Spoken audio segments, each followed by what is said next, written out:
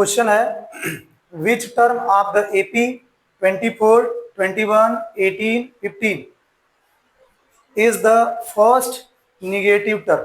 देखो ये क्वेश्चन थोड़ा अलग है।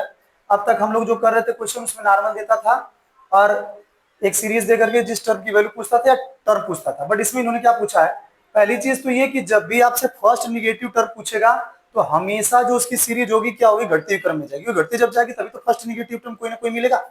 तो देखो इन्होंने क्या बोला 24, 21, 18 और 15, अगर ये सीरीज अगर इसी तरह से बढ़ती जाए तो जब घटते घटते जाएगी तो पहला वाला निगेटिव वाला टर्म कौन सा मिलेगा, पहला निगेटिव टर्म कौन सा मिलेगा।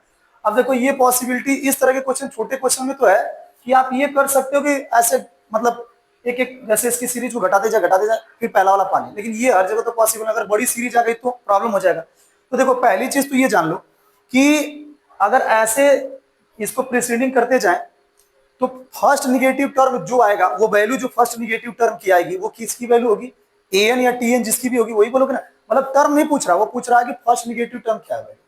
तो भाई देखो हम यहां से जब सॉल्व करेंगे तो पहली चीज तो आप ये जान लो कि जो टी एन की वैल्यू होगी या ए एन की वैल्यू होगी वो निगेटिव होगी। अब वो निगेटिव होगी तो बताओ जीरो से बड़ी या जीरो से छोटी, ऐसा क्वेश्चन आता है बोर्ड में। तो सीधी सी बात है कि वो निगेटिव जो होगी मतलब जो वैल्यू आएगी टी एन की वो किसकी, टी एन की वैल्यू जो होगी वो जीरो से बड़ी होगी कि छोटी होगी। तो भाई वो जीरो से क्या होगी, निगेटिव में है तो जीरो से क्या होगी, छोटी होगी, क्योंकि निगेटिव नंबर जो होता है वो जीरो से छोटा ही होता है। तो इसको हम क्या करेंगे, ये जीरो की तरफ खोल देंगे। सर ये क्या है, मतलब ये बता रहा है, आई डोंट नो कि वो नंबर क्या है, बट ये पता है कि वो नंबर जो होगा वो फर्स्ट निगेटिव टर्म तो निगेटिव में होगा, और जब निगेटिव में होगा तो वो क्या होगा, जीरो से क्या होगा, छोटा ही होगा, और जीरो क्या होगा, उससे बड़ा ही होगा। ये बात आपको समझ में आ गई। अब दूसरी बात कि अपने पास सीरीज है, ये स्टेटमेंट बहुत इंपॉर्टेंट है, लास्ट में इसका मतलब पता चलेगा आपको जब लास्ट इसका लाइन सॉल्व करेंगे। तो अपने पास क्या है, ए क्या है 24 है, डी क्या है 21 माइनस 24 इक्वल टू क्या है माइनस का 3, और अपने पास क्या भाई एन तो है ही नहीं, क्योंकि वो एन ही तो पूछा है कि मतलब अगर ये सीरीज बढ़ाते जाएं ऐसे ही आगे की तरफ तो जो फर्स्ट निगेटिव टर्म आएगा वो किस टर्म पे आएगा, मतलब निगेटिव वाला जो नंबर होगा वो किस टर्म पे आएगा, एन अपने को नहीं पता। बात इतनी समझ में आ गई। अब इसी पे सॉल्व करेंगे। अब वो नहीं लिखोगे आप कि टी एन बराबर ए प्लस एन माइनस 1/2 डी, वो नहीं लिखेंगे। T N is less than zero, T N क्या है, जीरो से छोटा है, क्योंकि टी एन की वैल्यू क्या है, निगेटिव में है, तो वैसे लिखोगे आप T N is less than zero. तो हम लिखेंगे क्या, A plus N minus N minus 1 into D zero. ये बात समझ में आ रही कि नहीं। अब जो बराबर लिख दे तो अब इसके हिसाब से चलेंगे। ठीक, जब भी निगेटिव वाला ऐसा आएगा फर्स्ट निगेटिव टर्म तो आप इसी लगाओगे। अब रखो ए की वैल्यू 24 प्लस एन तो अपने को पता ही नहीं है, एन माइनस 1, डी की वैल्यू कितनी है माइनस का 3, इक्वल टू नहीं रहेगा, ये जीरो हो जाएगा। ठीक अब देखो ध्यान से, अगर हम इसको सॉल्व करने जाए, इधर कर रहे हैं तो यहां से क्या है 24 है अब plus N minus 1 into minus 3 zero. अब आप देखो ध्यान से, इसको अगर उधर भेजो, देखो बराबर नहीं है तब भी जब इसको ट्रांसफर करोगे तो जैसे प्लस माइनस होता है वो इसी तरह से ये भी होगा। ऐसा नहीं है कि ग्रेटर देन या लेस देन लगे तो क्या होगा, जैसे बराबर के लिए करते हैं वैसे इसमें भी करेंगे। तो क्या होगा n minus 1 close into minus 3, ये क्या हो जाएगा उधर माइनस का 24।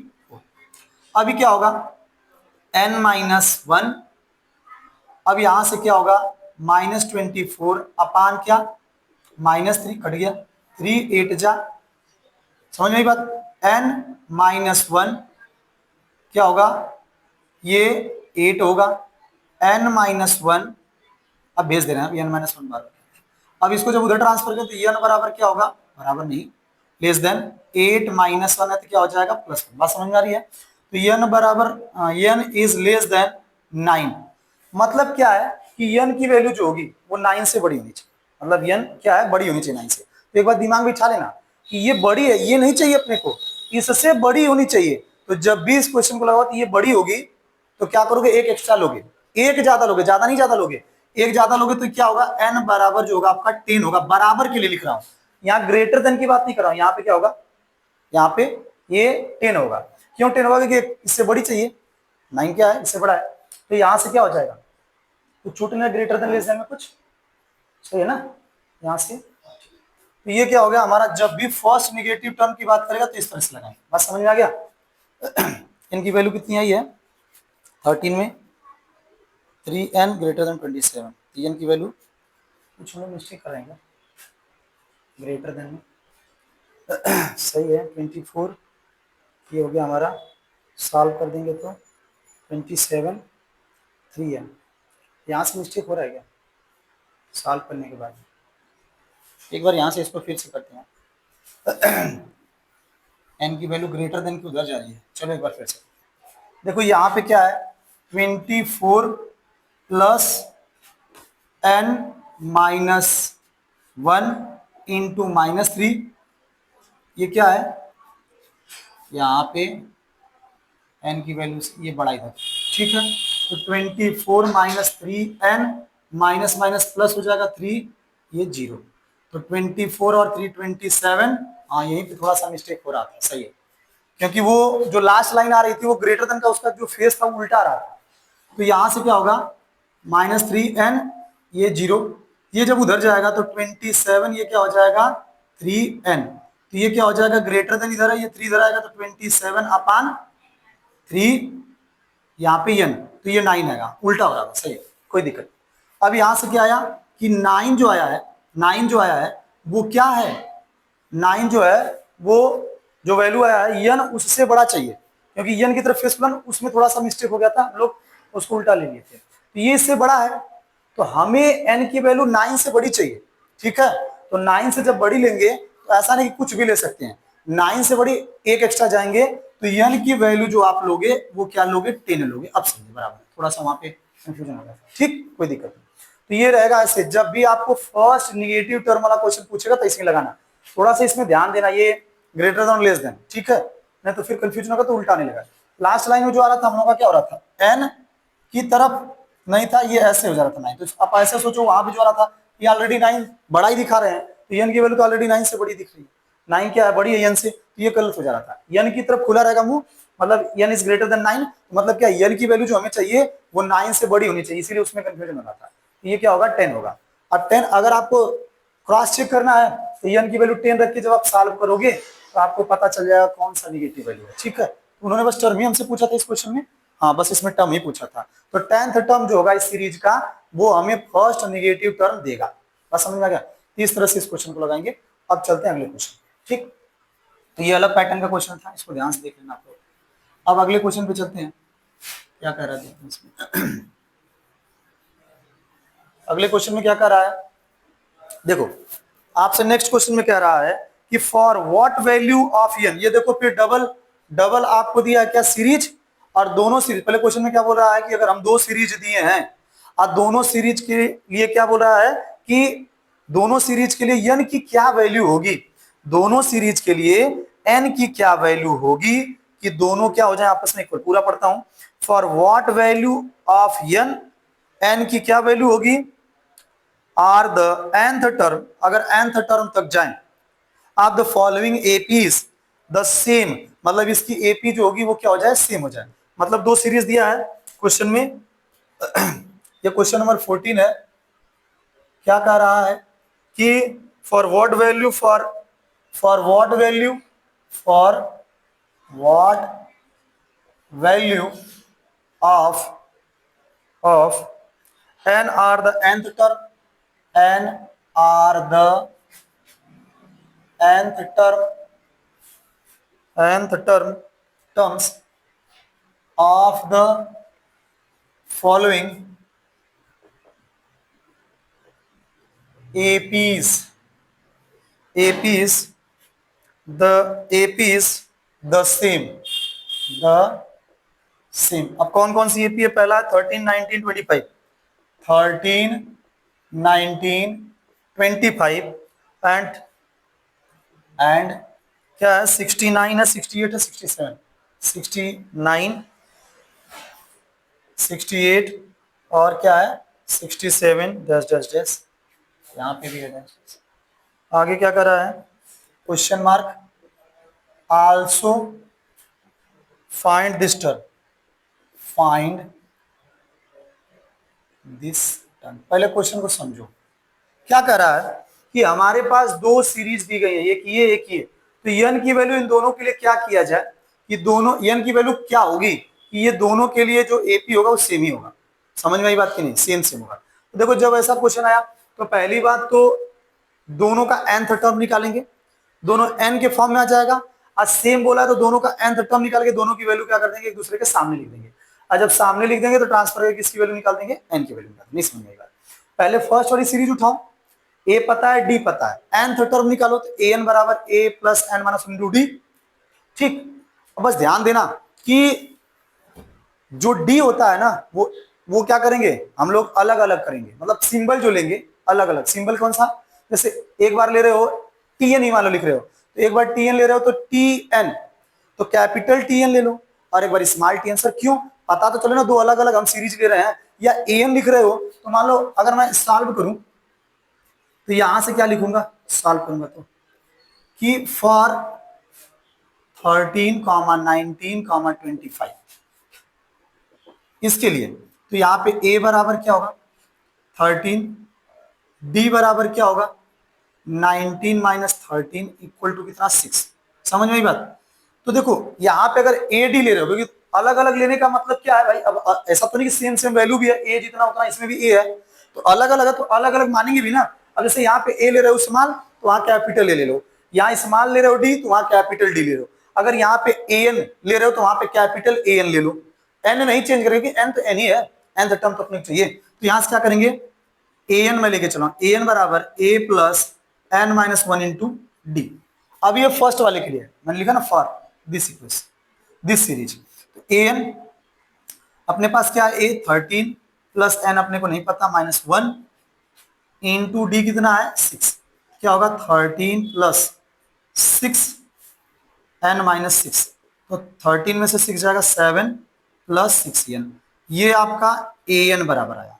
ये इसको आप फर्स्ट इक्वेशन समझ में आई बात।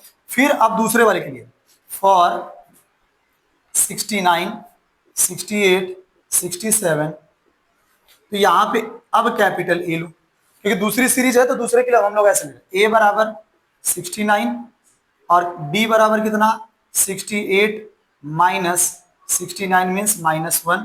तो अब यहाँ क्या लिखेंगे ए एन बराबर, क्योंकि अलग अलग लेके चले, ए एन बराबर क्या होगा, ए एन बराबर ए plus N minus one into D.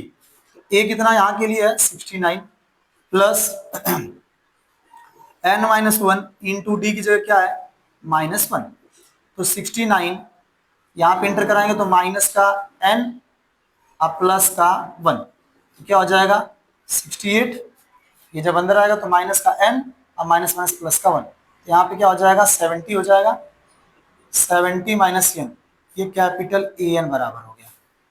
ये सेकंड इक्वेशन। अब अपने स्टेटमेंट पे चलते हैं, जो उन्होंने बोला था कि फॉर व्हाट वैल्यू ऑफ यन, यन की क्या वैल्यू होगी, तो यन तो हमें अभी निकालना ही है, पता नहीं। For what value of n are the nth term, nth term दोनों का निकाले ही है, ऑफ द फॉलोइंग एपीज, ये क्या रहा है कि दोनों एपीज के लिए same, AP is the same इतना एंड इतना, तो हम दोनों को सेम कर दे अकॉर्डिंग टू क्वेश्चन चल रहा है। तो क्या होगा यहाँ पे इसकी वैल्यू और इसकी वैल्यू, मतलब क्या, ध्यान से देखो, स्मॉल ए एन बराबर capital A N.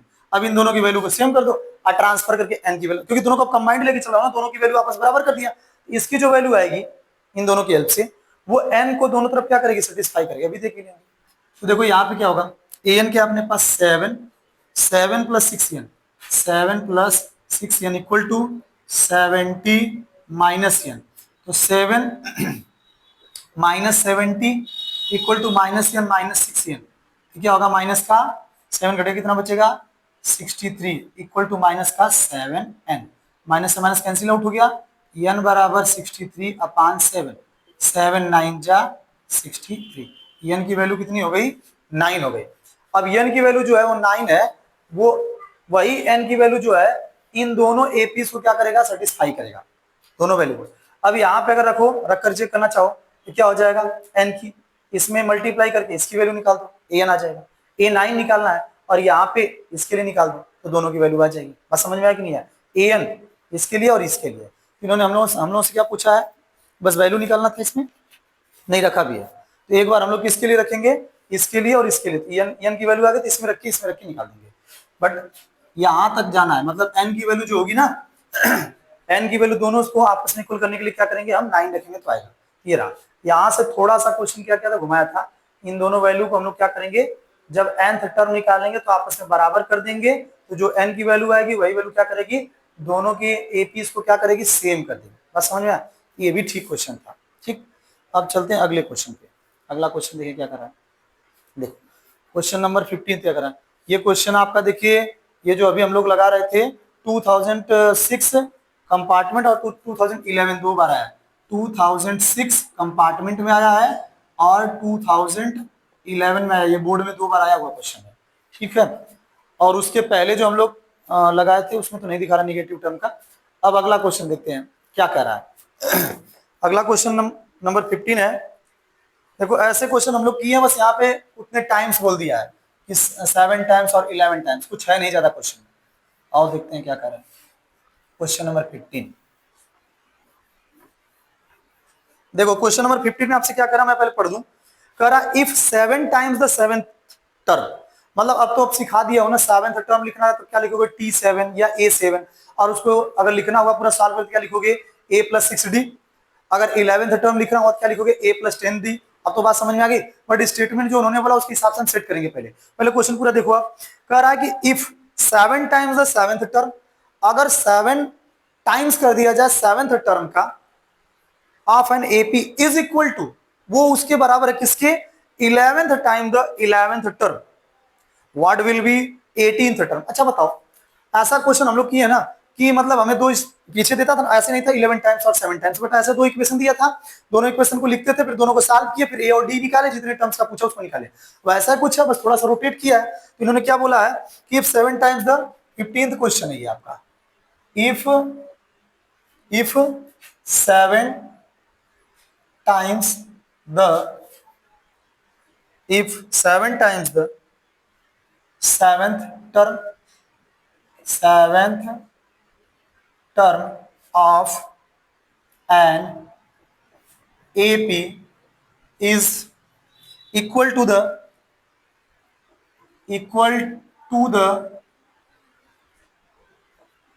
11th time, 11 times the 11th term, the 11th term, then what will be,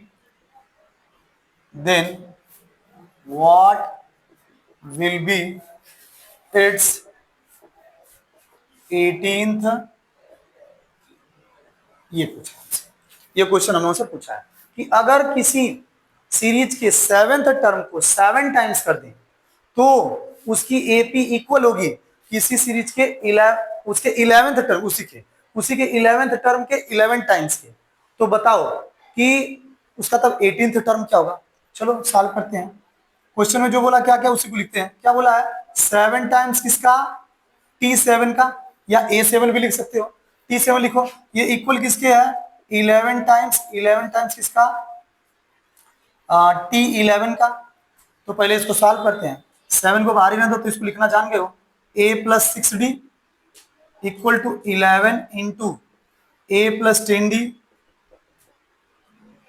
अब इसको इंटर करा दो। 7A + 7 6 42D equal to 11A plus 11 10 जा 110D। अब ट्रांसफर कर दो, चाहे इसको उधर कर दो चाहे इसको इधर कर दो, ठीक है। तो क्या हो जाएगा, 11A plus 110D minus 7A plus 42D equal to 0, minus 11, अच्छा माइनस 42D। तो यहाँ से अगर सॉल्व करते क्या होगा, 11 से 7 जगह 4A, और फिर क्या होगा 110 माइनस 42, 110 माइनस 42, 10 में से 2 गया 8, 10 में से 4 गया 6, 68 होगा। 68D equal to 0। काटना चाहे तो काट सकते हैं क्या, छोटा करना चाहे तो। क्या हो जाएगा, 2 2 जा 4, 2a प्लस माइनस माइनस क्या होगा, यहाँ पे ये छोटा है ये बड़ा है तो प्लस में आएगा, तो कितना होगा 2 3 जा 6, 2 4 जा 8 डी इक्वल टू 0। अभी भी छोटा होगा क्या, 4 ही से काट देना चाहिए था, चलो कोई नहीं। a plus 17d equal to 0, ये आ गया आपका किसका। अभी इन्होंने बोला कि हम लोगों से क्या निकालना है, 18th टर्म, 18th n की वैल्यू मिल गई ना। अब यहाँ प्रॉब्लम है कि सर ये तो अजीब सा आ गया है, तो बोलो क्या करोगे। हम चाहें तो यहाँ से इसको a बराबर ट्रांसफर कर दें, a की वैल्यू d के जो वैल्यू है a की जगह पर रख सकते हैं, तो a और d सेम हो जाएगा, n तो अपने पास सही है तो निकल जाएगा कि नहीं निकल जाएगा। तो इसको हम ऐसे रीराइट करके लिख सकते हैं, a बराबर -17d, ठीक ये। अब इसको ऐसे रहने दो, क्योंकि अपने पास ऐसा तो है नहीं सोल्यूशन के लिए, अगर दो इक्वेशन बनता अगर दोनों को साथ में सॉल्व करना दिक्कत नहीं रहता, लेकिन यहाँ पे क्या है, एक ही दोनों इक्वेशन को आपस में इक्वल करके लगाना था। यहाँ तक बात समझ में आ गई। अब आओ अगले क्वेश्चन पे, क्या बोला है वो, T18 बोला है ना, T18 ये पूछ रहा है, T18 बराबर क्या, a प्लस 17d। तो अपने पास क्या a की वैल्यू है, बिल्कुल है, क्या दिया है यहाँ पे, कुछ मिस तो नहीं करें हम लोग क्वेश्चन में, 7 टाइम्स 7 टर्म्स। अच्छा एक मिनट, यहाँ तो आ ही गया सोल्यूशन हम लोग का, हम लोग आगे क्यों जा रहे हैं, यहाँ पे तो बन गया क्वेश्चन, इसमें लगाने की जरूरत ही नहीं है, क्योंकि जो उन्होंने बोला देखो यहीं पे आ गया, क्यों यहीं पे तो बन गया क्वेश्चन। उन्होंने बोला था क्या 18th टर्म, 18th टर्म को ही तो हम a प्लस 17d लिख सकते हैं, 18th टर्म को हमें निकालने की जरूरत ही नहीं है, वो सेट हो गया यहीं पे। बात समझ में आया कि नहीं है, इसकी वैल्यू रखोगे तो फिर उसमें क्या हो जाएगा, उसमें कैलकुलेट करने में दिक्कत होगा ही नहीं। देखो ये जैसे जैसे बोला उन्होंने हमें लगाया। अच्छा अगर हमें 18th टर्म लिखना था तो a18 बराबर क्या लिखते हैं, a प्लस 17d, और a प्लस 17d तो हम निकाले यहाँ पे क्या आया है, 0 आया कि नहीं आया, ये ऑलरेडी आ चुका है क्या, a प्लस 70d बराबर 0, मतलब जो 18th टर्म होगा उसकी वैल्यू क्या होगी, 0 होगी। समझ में आई बात नहीं, क्योंकि ऑलरेडी जब सॉल्व किया तो इसी पे बन गया, ठीक। और वैसे बनता भी नहीं, अगर हम लोग ले जाके इसको रखते तो तुम्हारा a और d बराबर की इधर कुछ है ही नहीं तो नहीं होता, तो यहाँ पे ऐसे लगेगा a प्लस 70d बराबर 0, ठीक। ये रहा हमारा क्वेश्चन नंबर 15। चलो अगला क्वेश्चन देखते हैं। अगले क्वेश्चन में क्या कर रहा है, 15th के बाद 16th। देखो 16th एक प्रूफ दैट टाइप क्वेश्चन है, इसको इसको बाद में देखेंगे, इसका कुछ है नहीं प्रूफ, मतलब देख ही लेते हैं क्या बात है, इसको छोड़ना छोटा सा ही है, चलो देख लेते हैं। प्रूफ टाइप है ये, फॉर्मूला बेस्ड। पहले 16 देख लेते हैं फिर 17 पे चलो 16 कर लेते हैं, 17 तो टाइम नहीं है उसके लिए। देखो 16th में आपसे क्या कह रहा है, कह रहा है कि if the nth term of A progression B a linear expression in n, then prove that this progression is an AP। मतलब हमें एक Tn बराबर एक ऐसा इक्वेशन मानना अपने से जो लीनियर हो, तो हमने Tn बराबर क्या माना, an प्लस बी, लीनियर है। अब उसके बाद इन्होंने क्या बोला है कि अगर इस सीरीज को linear expression in n prove that this progression is an AP, तो हम लोग क्या करेंगे, Tn को फिर क्या करेंगे, हम उसका जब Tn निकाल दिए हैं, Tn बराबर an प्लस बी है, तो Tn-1 लिखेंगे तो क्या होगा, जहां n होगा वहां -1 हो जाएगा। तो पहले यहां सॉल्व करेंगे, क्या बोला है, सबसे पहले क्वेश्चन लिख ले रहे हैं, क्वेश्चन नंबर 16 क्या बोल रहा है, if the nth term of, if the nth term of a progression be a linear expression, be a linear expression in n, and then prove that this progression, proved that this progression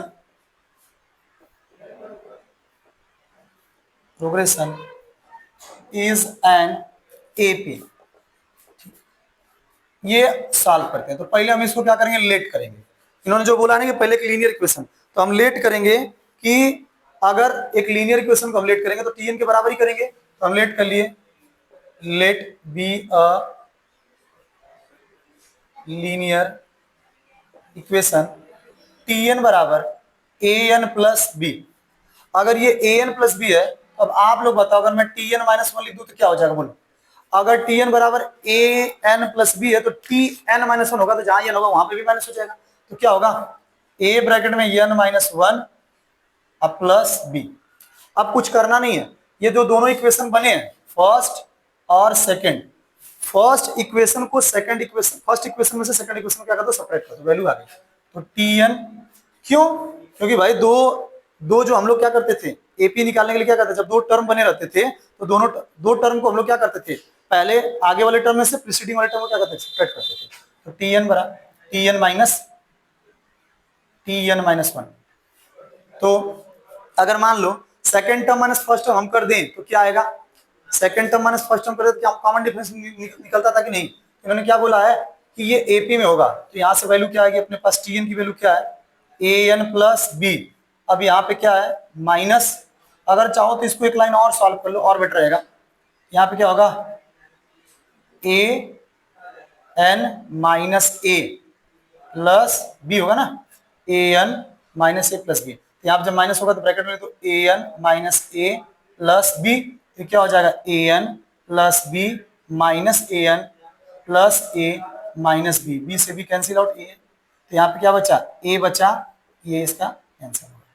ठीक, ये बताएगा क्या कि given progression is an AP, क्यों, क्योंकि जो उसका first term होता है वो स्टार्टिंग हम लोग ए से लेते हैं। ये क्या है कि ये गिवन जो जो ये गिवन इंफॉर्मेशन है ये एपी में है, तो यहाँ पे लिखोगे यस,